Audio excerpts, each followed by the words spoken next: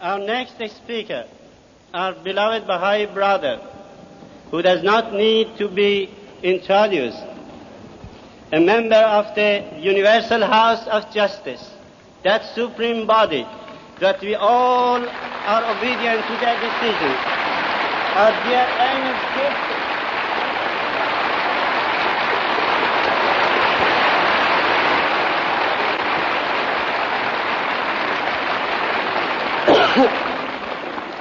Will speak of the leading incidents in the life of Baha'u'llah, and will endeavor to bring the person of the supreme manifestation of God close to us. The blessed beauty Baha'u'llah. O Ahmad, forget not my bounties while I am absent. Remember my days during thy days. O beloved friends, you are so beautiful today, for this is the day to radiate the beauty of the Spirit. This is that great day for which we have long awaited. And it is the remembrance of the days of Baha'u'llah, the remembrance of his life and of his teachings that has given us this great beauty, this joy, this King of festivals, to celebrate in his name the end of a century, the first century of his divine gift to the world of being. Blessed are we to have served in his vineyard, to have endeavored to live that way of life which he brought to the world, to have taught his cause, to have been inspired by his words, and to have prayed his prayers, and to have longed for his good pleasure, and to have proclaimed his name. Our thoughts during this Congress can only be of gratitude to the Almighty for our manifold blessings, all of which emanate from the cause of Baha'u'llah. Though the outside world is not yet aware of these blessings from the pen and the power of the scripture of Baha'u'llah, the blessed beauty, the people in every land have benefited beyond measure, beyond any measure that we can use, by his bounties.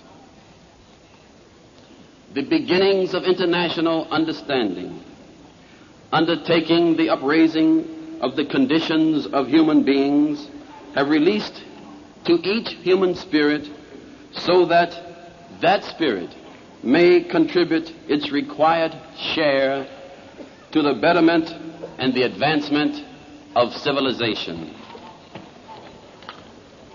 Because of the message of Baha'u'llah, and because it gives such promises of a new age, and because the conditions of the world is at present far removed from the glories of these promises, there are many who, first hearing of the message of Baha'u'llah, have great doubts as to the possibility of the achievement of the goals that he has set, that were set by his pen.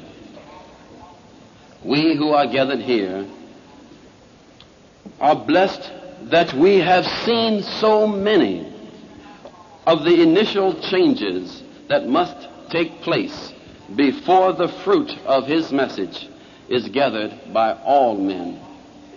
We have seen the dignity of man, each and every individual human being, raised to a new level. In the United States of America, this very year, many people are celebrating the 100th anniversary of the emancipation of the Negro slaves. This one event, though especially close to me, for I am a descendant of these once enslaved people, is just one of the great events attendant on the coming of Baha'u'llah, the glory of God. There are recorded hundreds of other events of like significance occurring in the past century, and there are thousands of unrecorded and unrecognized ones. In the year 1912, the beloved Master brought the spirit and the teachings of the Blessed Beauty to Europe and to the United States. And it is in that very year that there was an apparent change in the operation of the American Indian Bureau, which was responsible for the indigenous people of that land. It is very apparent that after that year, there was a concentrated effort by all, in all levels of employment in this Bureau, to bring the American Indian into a full participation in all of the affairs of that country. This is but another, just one other, of the evidences of the rejuvenating power of the spirit of Baha'u'llah. And when we see the changes that have occurred, when we see the upraising of the dignity of man, of all men, we must recall the words of Baha'u'llah himself.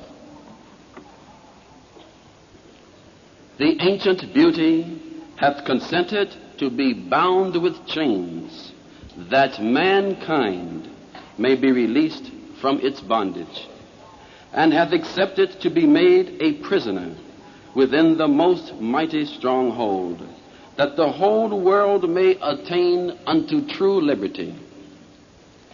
He hath drained to its dregs the cup of sorrow, that all the peoples of the earth may attain unto abiding joy, and be filled with gladness. This is the mercy of your Lord, the compassionate, the most merciful. We have accepted to be abased, O believers in the unity of God, that ye may be exalted,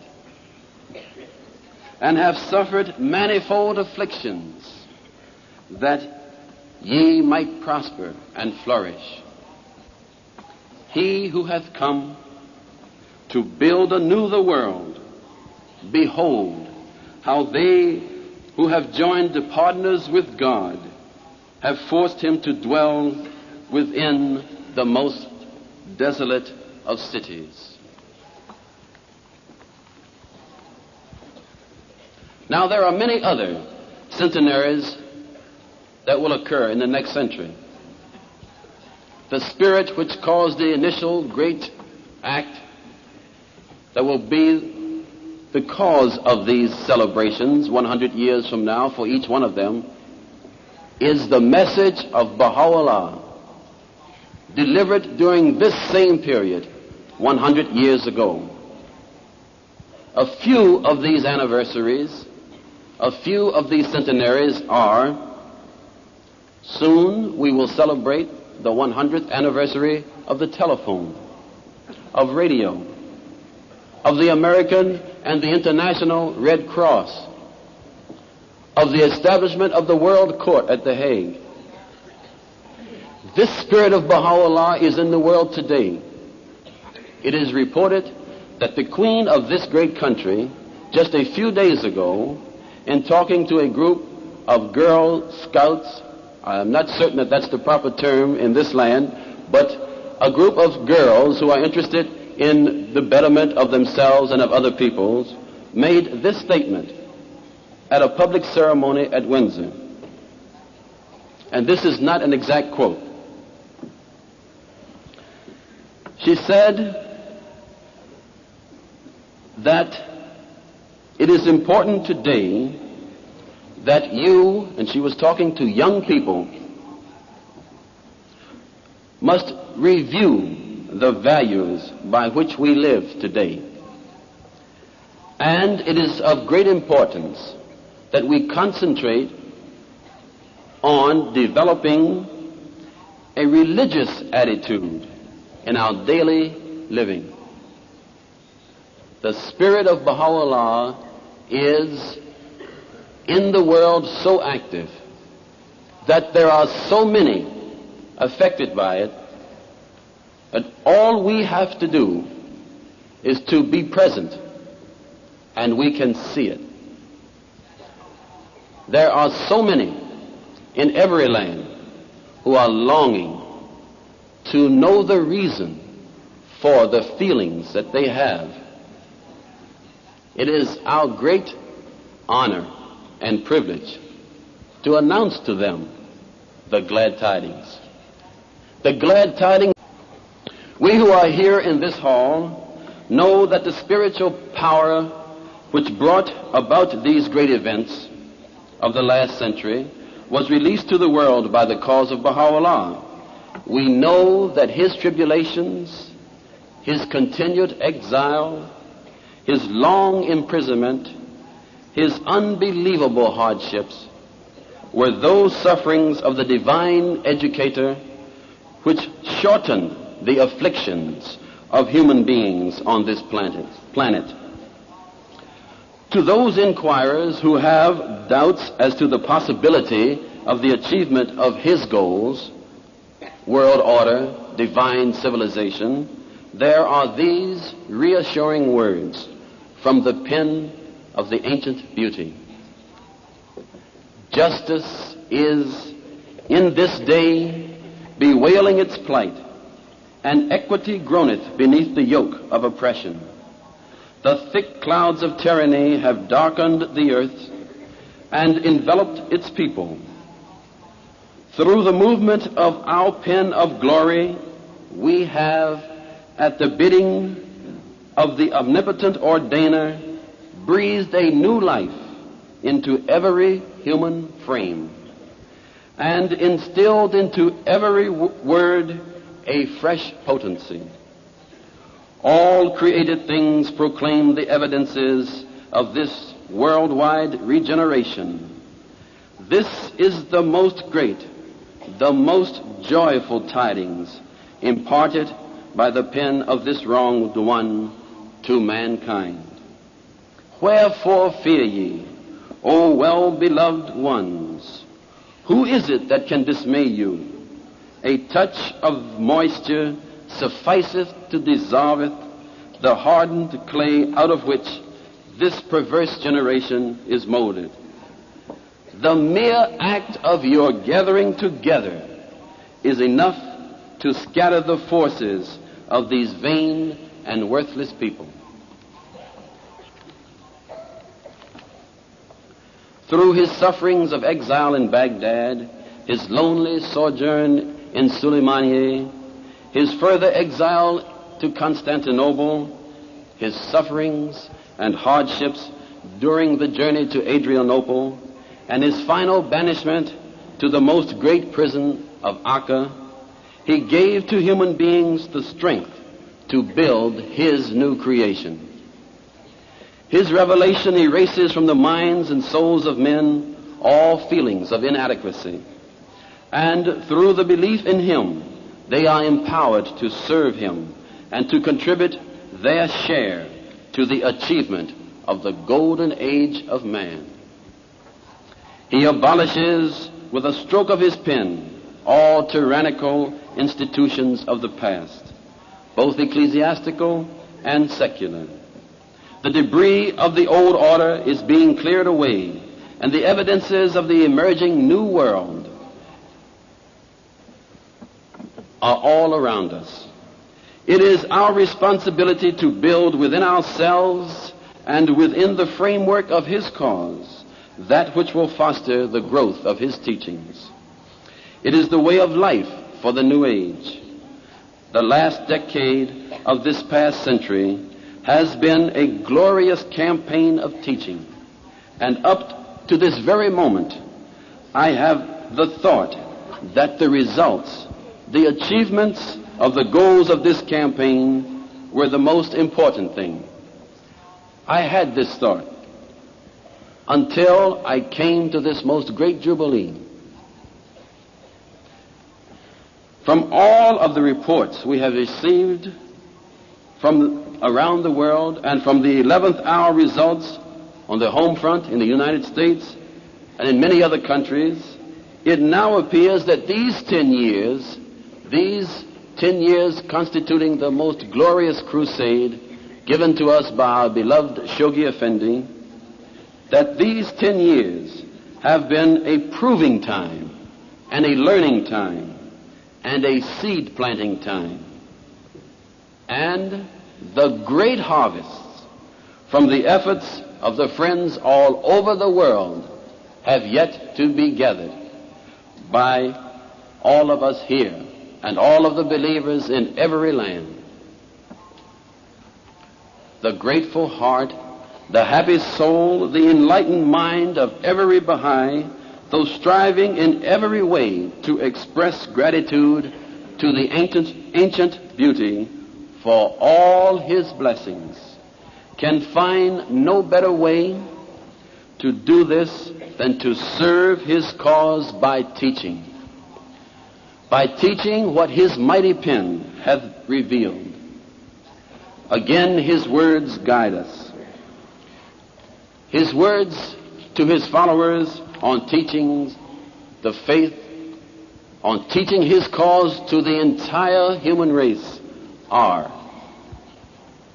say, O people, teach ye the cause of God, for God hath prescribed unto every one the duty of proclaiming his message, and regardeth it as the most meritorious of all deeds. Such a deed is acceptable only when he that teacheth the cause is already a firm believer in God, the supreme protector, the gracious, the almighty. He hath moreover ordained that his cause can be taught through the power of men's utterances, and not through the resort to violence. Thus hath this ordinance been set down from the kingdom of him who is the most exalted, the all-wise. For all his blessings to the world of mankind, we can only use his words to express our thankfulness to him. The remembrance of God and his praise, and the glory of God and his splendor rest upon thee, O thou who art his beauty. I bear witness that the eye of creation hath never gazed upon one wronged like thee. Thou wast immersed all the days of thy life beneath an ocean of tribulations. At one time thou wast in chains and fetters. At another thou wast threatened by the sword of thine enemies.